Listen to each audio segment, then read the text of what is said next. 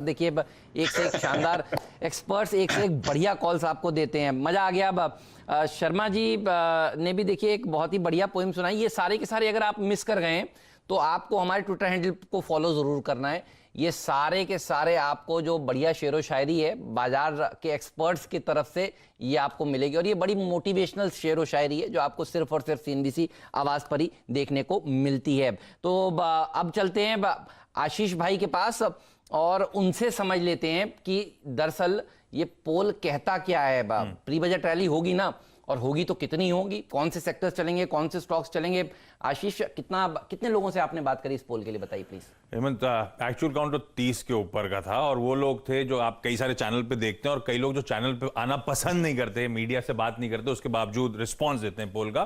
तो बढ़िया मिक्स है उस पोल का। तो आगाज हो चुका है बजट का। देखिए प्री बजट रैली देखने को मिलेगी नहीं मिलेगी, क्या कह रहे हैं आपके पार्टिसिपेंट्स पोल के? जितने पॉइंट आपने उठाए, लकीली ये सारे सवाल हमने बजट के पोल में पूछे और इंटरेस्टिंग रिप्लाईज हैं। तो हमारा सबसे पहला सवाल तो ये था कि पिछला साल 2020 जो मार्च के लोज से गजब के रिटर्न्स आए, हम सब चाहते हैं कि 2021 में रिपीट हो, इफ विशेस वर हॉर्सेस। सही है। तो एक्चुअल सवाल ये था कि भाई 2021 का आप सबसे बड़ा की ट्रिगर जो हमारे सामने है वो है 1 फरवरी का यूनियन बजट। तो उस बजट पे जाते जाते आप निफ्टी पर क्या एक बुलिश हो, बुलिश से मेरा मतलब है क्या एक प्री बजट रैली एक्सपेक्ट कर रहे हो? Overwhelming music to the ears, 95% poll participants, ये दिग्गज ब्रोकर्स कह रहे हैं वो बुलिश हैं इस बजट से पहले की रैली को लेकर, यानी कि एक प्री बजट रैली आपको देखने को मिलेगी। और इंटरेस्टिंगली कोई भी नहीं कह रहा बजट से पहले इस बाजार में गिरावट देखने को मिलेगी। यह पहला सवाल था। उसके बाद जब ज्यादातर लोग बुलिश थे तो एक आंकड़ा इंपॉर्टेंट था, तो हमने कई सारे विकल्प दिए उनको और ये जानने की कोशिश करी कि किस जोन में वो एक्सपेक्ट कर रहे हैं निफ्टी कामकाज करता हुआ नजर आएगा बजट के उस दिन से पहले। सबसे बड़ा तबका 45% रिस्पोंडेंट्स कह रहे हैं 14,300 से 14,500 का जोन होगा जिसपे निफ्टी आपको ट्रेड करता हुआ नजर आएगा। और इनफैक्ट देखिए 85% ये पोल पार्टिसिपेंट्स हैं जो कह रहे हैं जहां पे इस समय निफ्टी खड़ा है उसके ऊपर ही आपको बजट में नजर आएगा, बजट के दिन तक नजर आएगा। तो स्ट्रीट ओवरवेलमिंगली पॉजिटिव है इस बजट से पहले के मार्केट्स के आउटलुक को लेकर। अगला सवाल था कि निफ्टी बैंक वर्सेस निफ्टी इस सीरीज में कैसा। इस सीरीज इसीलिए मैं बार बार कह रहा हूं क्योंकि जब ये सीरीज खत्म होगी उसके एक ट्रेडिंग सेशन बाद यूनियन बजट की तैयारी हो रही होगी तो ज्यादा क्लैरिटी मिल जाती है। तो निफ्टी बैंक ज्यादातर एक्सपर्ट्स मानते हैं 46% की इनलाइन परफॉर्मेंस आपको देखने को मिलेगा, यानी कि ना शायद आउट परफॉर्म करे ना अंडर परफॉर्म करता हुआ नजर आया, लेकिन इसको लेकर स्ट्रीट काफी डिवाइडेड थी, आप उन आंकड़ों से देख सकते हैं। तो अगला सवाल निफ्टी बैंक को लेकर भी यही था कि बजट तक, इस सीरीज के एंड तक वो कहां देख रहे हैं निफ्टी बैंक को। 78% कह रहे हैं यहां से ऊपर ही आपको निफ्टी बैंक नजर आएगा, और सबसे बड़ा तबका जो है 44% 31,500 से 31,700 के लेवल्स की बात कर रहा है। तो निफ्टी को लेकर, और मैंने कहा था निफ्टी बैंक में इनलाइन परफॉर्मेंस एक्सपेक्ट कर रहे हैं, तो सिमिलर आउटकम यहां पे भी आपको नजर आएगा। अब ज्यादा इंपॉर्टेंट सवाल, अभी बजट से पहले तेजी आनी है, उछाल देखने को मिलेगा, भाई कौन से सेक्टर्स में तेजी सही है?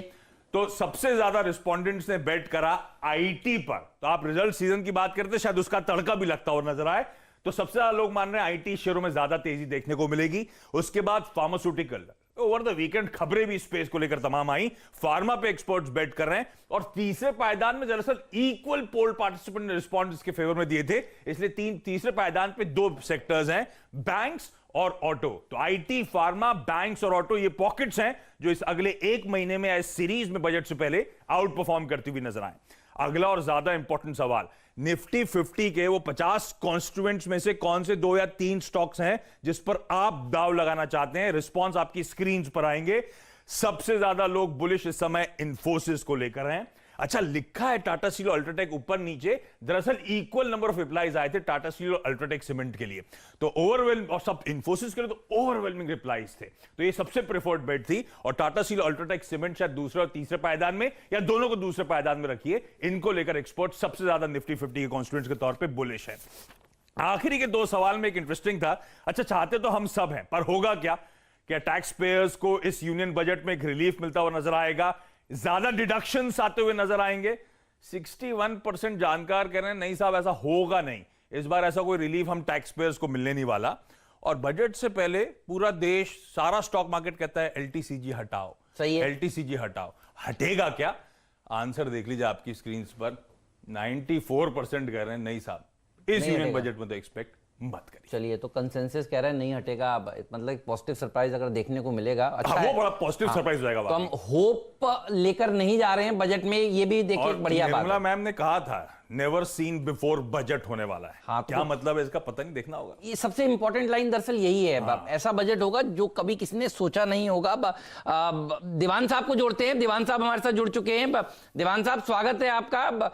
बताइए क्या उम्मीद है आपकी, और इस बिग बजट पोल के ऊपर आपकी विशेष टिप्पणी प्लीज। एमन, गुड मॉर्निंग। देखिए, जो अंदेशा आ रहा है और इतना रेगुलर बेसिस पे निर्मला सीतारमण जी की वो क्लिप जो बार बार सुन रहे हैं हम लोग, उससे एक चीज तो साफ जाहिर है कि सरकार कुछ ऐसी चीज कर रही है जो इन्होंने काफी हद तक इसका मंथन किया, चिंतन किया, लेकिन अभी तक मार्केट के आगे पेश नहीं किया। उसका कारण मैं आपको बताता हूं। दो कारण है सिंपल। एक, आपने देखा जो इन्होंने जो लॉकडाउन के बाद जो अनलॉक की प्रक्रिया थी, उसमें धीरे धीरे करके 2-3 तबक्कों में जो रिफॉर्म्स की बात की या जो चेंजेस की बात की, रेगुलेटरी चेंजेस की, कैसे प्रोत्साहन कर इकोनॉमी को मिले, उसमें आप देखिए फिर वो काफी समय से कुछ नहीं आया और वो रुक गए, और सिर्फ एक पीएलआई स्कीम आई जो पहले दर्शाई गई थी या पहले जिसका हमको अंदेशा मिल चुका था। तो बजट में मुझे लगता है इनके बोल्ड डिसीजंस जो आने की जो क्षमता है वो बहुत ज्यादा है। और अब जो हमारे यहाँ सेटअप भी है, मेजॉरिटी अब सरकार की जो राज्यसभा लोकसभा दोनों की वजह से जो रिफॉर्म्स, जो कठिन वाले जो रिफॉर्म्स है थोड़े, वो पास करने इनके लिए अब ज्यादा पॉसिबल है, मुनासिब है। और मेरे को लगता है जहां पे मोनेटाइजेशन और ये सब को लेके जो आपको काफी समय से चिंता थी, उसके ऊपर कोई ना कोई हल निकलेगा और वो आपको बहुत तेज रफ्तार पकड़ता। तो आपकी वो मुझे याद आ रही है वो स्टेटमेंट जो पीएसयू सारे जो थे उन पे फोकस करना, यहां से बजट तक। आपने जो बिगुल बजाया था वो 40 दिन पहले का था बजट से, तो उसका काउंटडाउन जो है शुरू है। और ये पोल भी यही दर्शा रहा है। आप देखिए 95%, if I am not mistaken, Ashish ji ने बताया 95% पीपल आर बुलिश।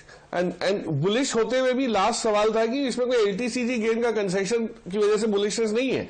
वो तो आया अगर कुछ तो 4 चांद लग जाएंगे, पर मेन चीज है कि इकोनॉमी को पॉजिटिवली तराशा जाए। वैसी उम्मीद इस बजट से पूरी है और ये पोल आपको वही चीज पूरी तरह से साफ तरह से दिखा चुका है।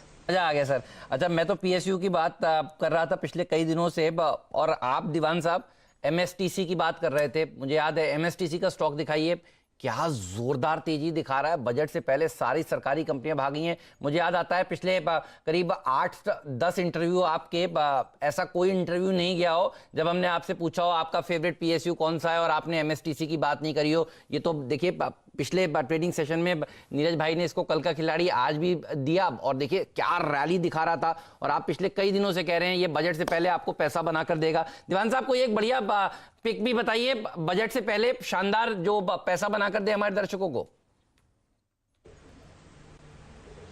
नहीं, आई थिंक सबसे इसमें 2 एरियाज जो है अहमद, वो सबसे प्रभावित रहेंगे बजट के जो आएंगे उसमें डेवलपमेंट्स। उसमें से मैं आपको ब्रॉडली क्षेत्र बताता हूं। पहले एक है जो मुझे लगता है गैस क्षेत्र में आपको बहुत गजब का वो मिलेगा, डेप्थ क्रिएट होता हुआ, क्योंकि गैस पे डिपेंडेंस हमारी सरकार बढ़ाना चाहती है और हमारा फ्यूल इंपोर्ट बिल जो है उसको घटाने की पूरी वो जो है कोशिश की जा रही है। तो वो कदम आपको बहुत फलप्रूफ रहेंगे इसके अंदर।